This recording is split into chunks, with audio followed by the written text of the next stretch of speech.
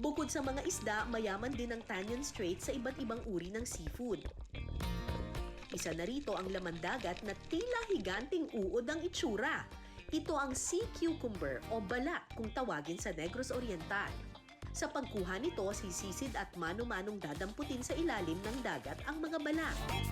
Mangunguha tayo ngayon ng balat. Yung balat kung tawagin nila o sea cucumber. Dahil high tide na pagdating namin, malakas na ang alon kaya naman extra challenge ang pagsisid. Ah, kita ko na. Lalim.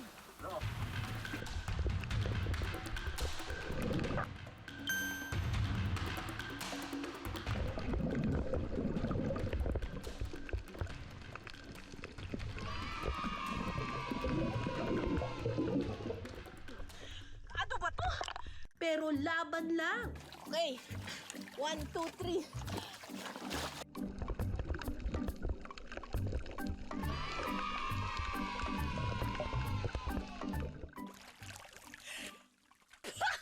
Taba nito ah!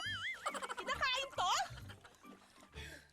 Sea cucumber! May isa pa dito ah!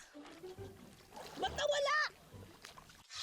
Nahirapan man ako sa pagsisid, ang importante, may nakuha pa rin tayong balat. Ano kaya ang masarap na luto sa balat? Si Chef Jerome ang bahala riyan.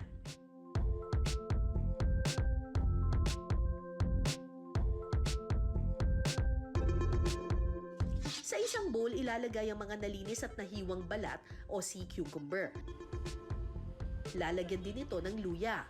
Yung luya, nilalagyan natin ng luya para matanggal yung kanyang lansa. Okay? Pagkatapos lalagyan natin ng sili, konting anghang. Pagkatapos lalagyan natin ng sibuyas na pula.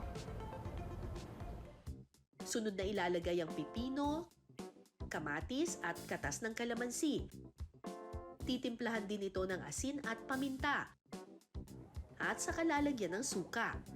Coconut vinegar kasi mas ano siya, mas masarap, mas natural kaysa sa white vinegar. So lalagyan natin.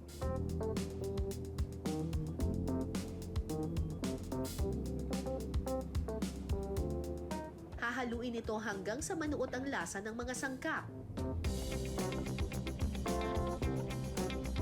Lagyan natin ng konting dahon ng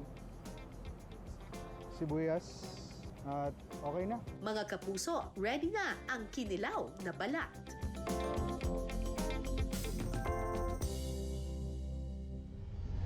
Nasubukan ko ng manghuli or manguha ng sea cucumber. First time kong kakain ng sea cucumber. Ito ay hindi niluto. Parang kilaw lang yung peg niya. Ano kaya ang lasa? Ay, crunchy. Ano siya?